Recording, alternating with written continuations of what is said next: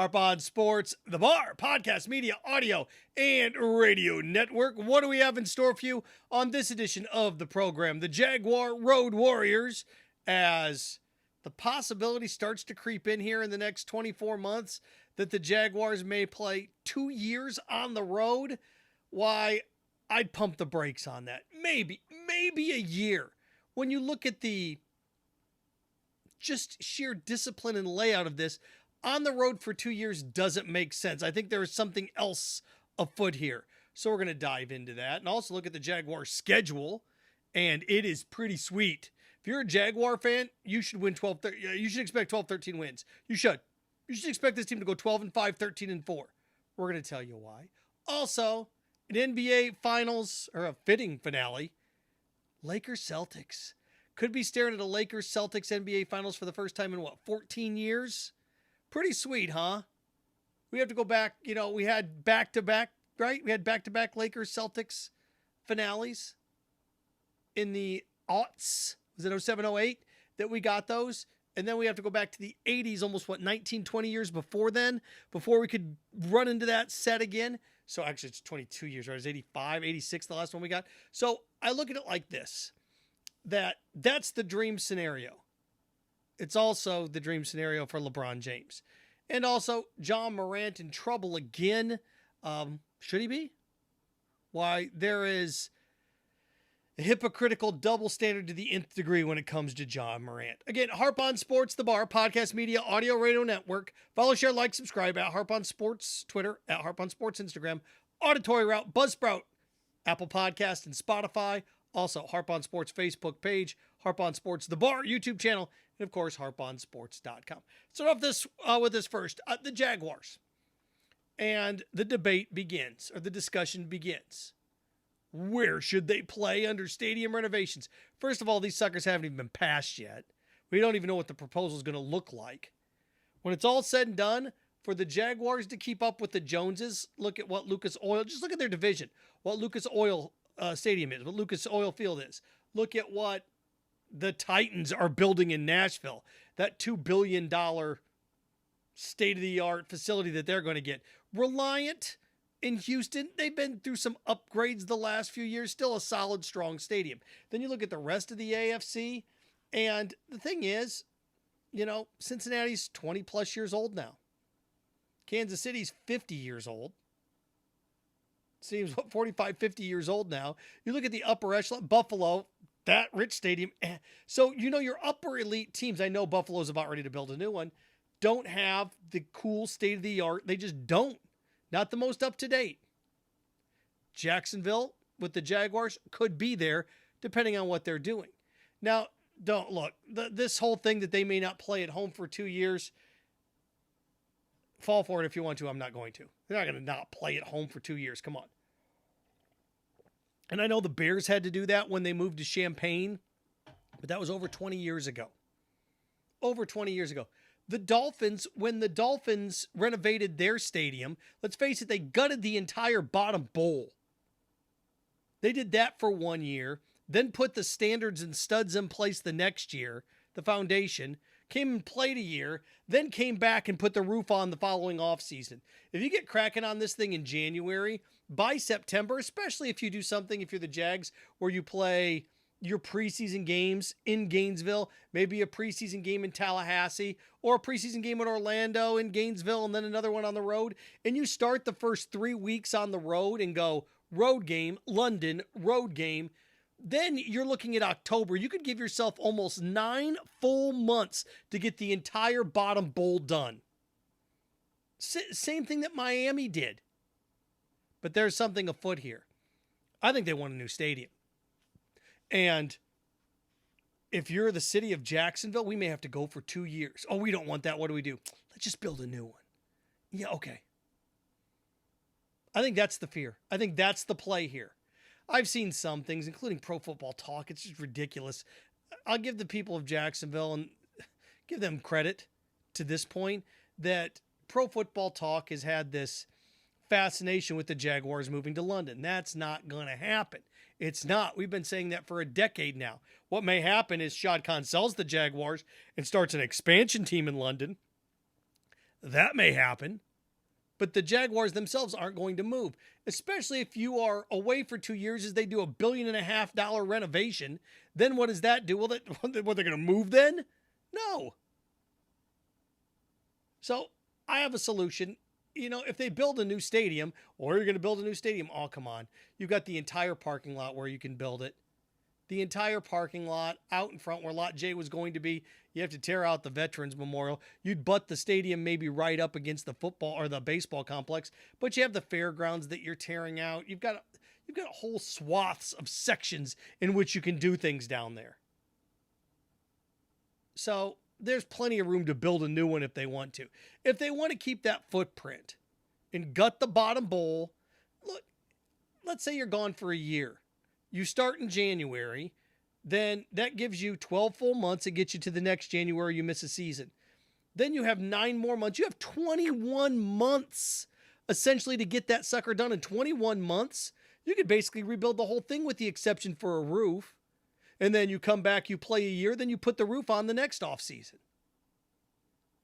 Come on, if you tell Jag fans, okay, we're going to miss a second full season, or we can wait till next offseason to put the roof on, they'd be more than happy to wait an extra offseason to put that roof on. If you are going to spend a year away from Jacksonville, and I see they could play at North Florida, where at the soccer field? Come on, this is just ridiculous. When you see things like this, absurd. What are you going to, we're going to bring in, 60,000 seats? Going to bring in 40,000 seats? Where are you going to play?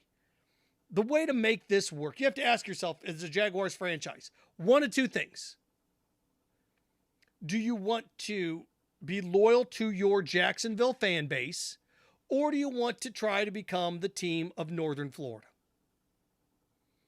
Do you look at this as an opportunity to expand your reach, or pander and cater to those loyal to you in Jacksonville? Because if you want to pander and cater to those loyal to you in Jacksonville, you play 6 games in Gainesville and you play 2 games in London. That's the easy out for that 1 year. 6 games in Gainesville, 2 games in London. That gets you a year, you're good to go. If you want to expand your fan base, which I think they do, then 2 in London, 2 in Gainesville, 2 in Orlando, 2 in Tallahassee. Now that is you-know-what for your football team. That's you-know-what. Plus, you have to really start to figure out how you want to do this, because if you're going to have a Sunday night game, you basically have to do that Sunday night game in Orlando. You can't have a Sunday night game on the campus of Florida, can you? You can't have a Sunday night game in Tallahassee. The only time you could do a Sunday night or a Monday night game in those settings would be in December when the school's out. That's what you'd have to do. If you want to do a Sunday night or a Thursday night or a Monday night game, if you're the home team, if you're the Jags and you want to do that at Florida State or you want to do that at Florida, you basically have to do that in December. Well, you're going to pack that stadium on a Sunday night when students have class the next day? Is that what you're going to do? Especially in those situations, since Florida Stadium's on campus. Florida State, same bet. Where Orlando is not. So if you're going to play games in Tallahassee, in Gainesville, then those are going to be 1 or 4 o'clock games on Sunday. They are. So that's how I look at it. Your 2 options. Again, like this whole thing about being on the road for 2 years, that's not going to happen. That's a bait and switch to try to get a new stadium, to get funding for a $2 billion stadium. Because you start to scare the residents in Jacksonville. We could be gone for 2 years. How do we stop this? Well, we could just build a new one. Oh, yeah, we could play in ours while they're building a new one. That's right. We could do that. That's what this is. This is a shakedown for a new stadium. Anybody see through that? Nobody can see through that? Well, what's the solution so we don't have to travel for 2 years? We'll just build a new one. Yeah, that's right. $2 billion stadium. And now's the time to do it. I've said time and time again. You look at Shad Khan and his relationship to kick in 20-30%. You do exactly what Buffalo did with the Bills. You get the state to kick in $300-400 million. So if Shad Khan kicks in 200, 300, let's say Shad Khan kicks in 350 million, you get the state of Florida to kick in extra $400-500 million. And then you're the city of Jacksonville, you're on the hook for $1 billion over the course of the next 30 years. That's how you finagle it. That's what you do. Get your new stadium. So those are your two options. Now, you're going to go on the road for 2 years? That's not going to happen. The NFL's not going to allow that. There's no way that's going to happen. So those are your options. I saw play every game in London. That's not going to happen either. No way is that going to happen. Just not. Again, the best thing for the Jaguar fan base or the Jaguar front office, if they decide to go with this, if we want to be loyal to our fans in Jacksonville and want them to come to every game, then what we do, 6 in Gainesville, 2 in London. It's a 71-mile stretch. Or we want to grow this brand. We want to become the team north of Orlando for the whole state. 2 in Tallahassee, 2 in Gainesville, 2 in Orlando, 2 in London. Then you get your 8 and you're good to go. That's the smart business. That's actually the smart growing business move. And then, like I said, the preseason games, you only have 3 preseason games. Now you'd play 2 of those on the road. So you'd play in Atlanta and you play in Miami, and your other preseason game may be a home game. Pick where you want that home game to be. Orlando, Gainesville, pick. Doesn't really matter. You can pick a place. That's what you do in that case. So there you go on that front. I still think it's a bait and switch. I think this is a way to get a new stadium. But one of the things that, let's face it, when this rolls around, the Jags may be like legitimate Super Bowl favorites. How crazy would that be? The year that you're a legitimate Super Bowl favorite, this occurs. And you look at teams over the years that have gone under stadium remodels. The Dolphins were in a Super Bowl favorite when they did theirs. The Bills are going to be moving into a new stadium. That's just it. Nobody renovates their stadium and you move out anymore. That just doesn't happen. You had teams that were displaced. The Rams were displaced. The Chargers were displaced, but they weren't real Super Bowl, champion threats. The Rams were. Rams won a Super Bowl, right? Or the Rams got to a Super Bowl when their stadium hadn't been built yet. So that was a little bizarre. Were they still playing at the Coliseum at the time? The year they lost to the Patriots? They had moved from St. Louis, so their stadium wasn't quite done yet, which was bizarre. But you didn't have a team that was a traveling circus. The Saints were displaced by Katrina, were playing where? In San Antonio? So you had that bizarre nature. The Bears were in Champaign, but by the time Soldier Field was renovated, they went back to Chicago and made the playoffs, and it eventually went to the Super Bowl. I think that was 2 or 3 years after that thing got fixed up. So that would be an interesting twist. And heck, you look at it this year, I looked at the Jaguars' schedule. Oh my gosh. Through their first 8 games, they play only 2 playoff teams. The Chiefs and the Bills. The Chiefs are in London, or the Bills are in London, and the Chiefs are in Jacksonville. So through their first 8 games, the Jaguars finished first place, won a playoff game at home. So, their schedule is a first place schedule, but they lucked out here in terms of where they're playing all these other first place division, finishers, division winners. Again, week 2, they get the Chiefs at home. Then they have the Bills as a home game, but they have a couple weeks in between the Chiefs and the Bills, but that's a game in London. So the 2 Pro Bowl elite quarterbacks that you play are both at home, with London counting as a home game. Then the final 8 games, the only team that they play on the road that went to the playoffs last year is the Bucs. San Francisco, Cincinnati. You're like, wait, what? Yeah. Baltimore, home. They get San Francisco, Cincinnati, Baltimore, and they never play those teams back to back. Then they have the Bucs on the road in December. So this year, of their 17 games, the Jacksonville Jaguars play 6 playoff teams. How'd that happen? Of their 17 games, the Jaguars play 6 playoff teams from a year ago. And 5 of them are home games. None of them are back-to-back. That's remarkable. Now you have a steady diet of the Texans and the Colts who weren't very good, and the Titans who fell apart. So there's 6 other games. So that gets you to 12, and then you have just 5 other miscellaneous games in there that fit in. But wow. If you're the Jags, you look at that schedule, even if you split those 6 games. Again, Chiefs at home, Bills home but London, San Fran, Cincinnati, Baltimore home. Bucks on the road. Bucks are the only playoff team that they played from a year ago on the road. And they're going to have a Baker Mayfield or Kyle Trask at quarterback. Who knows what they look like come December? This is a Jags team that if they don't win at least 12 games, this is a 12-13 win football team with this schedule. It is. In a conference, the Chiefs' schedule's murder. The Bills' schedule's murder. The Bengals' schedule not as bad as the Chiefs or the Bills, but it's still rough. So, getting the Jaguars sitting pretty, smiling ear to ear when it comes to this. Caught some big breaks when it comes to the schedule, man. So, look, the Jags, there's no reason the Jags shouldn't win 12-13 games. We'll see on that front. Switching gears here, the NBA playoffs. Look, I think it's great, the postseason that we've gotten. Now, look, the Suns getting knocked out by Denver. Let's face it, your dream scenarios a week ago were what?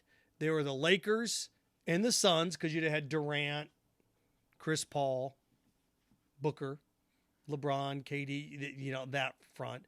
And in the East, the dream scenario was the Knicks and the Celtics, just because it's New York. But Miami, Jimmy Butler finds a way again. It's a good basketball team. Playing well at the right time. Eric Spoelstra's a great coach. When Phoenix fires Monty Williams and you see coaches Budenholzer gets canned 2 years after winning a title, doesn't it speak volumes for how Pat Riley and the Heat have handled Eric Spoelstra, where Eric Spoelstra's been the coach there for over a decade now. And they just, okay. They don't panic. They don't fire coaches on a whim. Good for the Heat, the way they've handled this. So now what? So now we have ourselves a scenario in which you're looking at a NBA Finals that's, oh gosh, you have your dream final.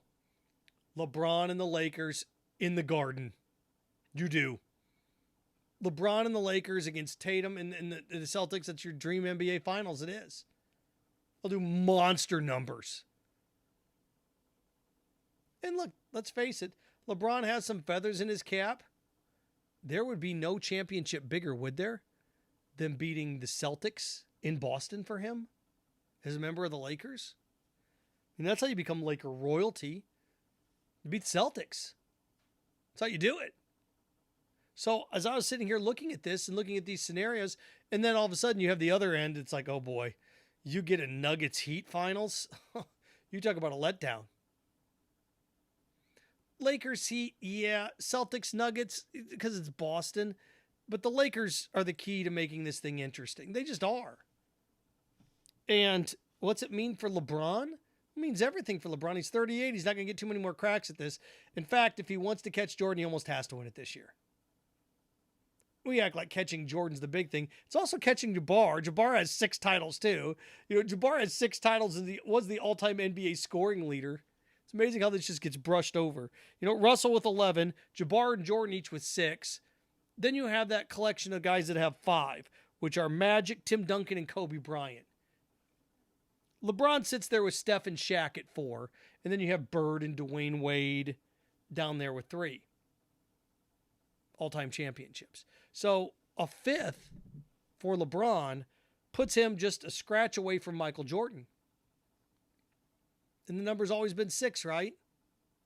But I think for LeBron, catching Kobe, catching Duncan, not that debate exists, because the NBA is a strange thing, isn't it? Where Robert Horry has more titles than all of these guys. So, with the exception of Bill Russell. So it's just strange to sit here and have this, Jordan won 6. He never lost an NBA Finals. This is kind of screwy. It's kind of like the Brady-Montana debate, where you're like, Montana never lost a Super Bowl. Yeah, but he lost in the playoffs in the NFC title game, 6 times? Joe Montana lost in the NFC championship game 5-6 times. So Montana's rewarded for losing earlier in the playoffs. It's kind of like LeBron and Jordan. Jordan never lost in the finals. Yeah, and LeBron did. So Jordan is a better player all time because he lost in the second round and LeBron lost in the finals. What? But that's what's at stake in all this. Look, you're looking at the NBA's had for the last 4 or 5 years have had this growing arc. This is the cherry on the sundae if you get the Lakers and the Celtics. Each generation has that Lakers-Celtics showdown. Now, we didn't have it in the late 90s, early 2000s, did we? The 90s never really gave us the Lakers and the Celtics. The 2000s gave us a couple matchups. Didn't really have one last decade. Now, this decade, we may get it again. Totally new players, totally new setup. But LeBron was such a pain in the Celtics. You know what, with Cleveland all those years, wouldn't it be fitting for him to win one more as a Laker there? Interesting. Wanted to wrap with this because this thing I think is so strange. And I get companies and businesses have their standards. I do. It's the same thing when people talk about freedom of speech. I've got freedom of speech. Yeah, but not freedom of consequences. You can't say whatever you want. You can't go into your boss's office and tee off on them. You're going to get fired. You can't say whatever you want. You can't go around accusing people of things that aren't true. Slander. Well, businesses have certain criteria that they hold people to a standard, right? Certain places have dress codes. Certain places don't. Well, like I can drink a Coke or a Pepsi at work. If you work at Coke and you're drinking a Pepsi, chances are you're going to get flagged. So I looked at this and I think this is just so fascinating, the Ja Morant thing. Because Ja Morant, why on earth you'd post videos holding a gun, I don't know. But he did it. And now there's talk again that, here we go. Could have big trouble. Ja Morant could be suspended. He's suspended. I just have a tough time with this one because, look, why is it okay for a congressman from Kentucky to have his teenage kids posting with AR-15s and assault weapons on a Christmas card, but Ja Morant can't have a gun? That's my thing. You think the NRA would be all over this defending Ja Morant. Seriously, why is it okay for congressmen and congresswomen to pose up for Christmas cards with guns and their underage children having all these tactical weapons, but Ja Morant can't have a handgun? Why is that? If it's registered and it's legal, why can't he have it? Well, it's a bad look. Is it? Now, look, the NBA has their rules and you can suspend guys. Look, I get it. I can own a gun, but I can't take it on. I have a gun. I'm going to protect myself. But I can't take that gun to work. I get those rules. So was he breaking the law? Was he doing something by flashing that in an automobile? I don't know. I don't know what state he was in. I don't know what the laws are, the rules are. Don't know when it comes to that. But I just think it's fascinating that man that plays in Memphis, the state above him, a guy can send out Christmas cards. And look, it's Thomas Massey who it is, or Lone Bulbert. It doesn't matter if it's Democrat, Republican, it doesn't matter. Why is it okay for a congressman to have his family loaded, gacked out to the nines? Like, but Second Amendment rights, he has the right. Ja Morant has a gun in the car. Ooh, gee, wonder what it could be. Harp on Sports, the Bar, podcast, media, audio, radio network. Follow, share, like, subscribe at Harp on Sports, Twitter at Harp on Sports, Instagram, Harp on Sports, auditory route, Buzzsprout, Spotify, Apple Podcasts. You want to listen? That's what you do. Also, Harp on Sports YouTube channel, Harp on Sports, the Facebook page, and of course, harponsports.com.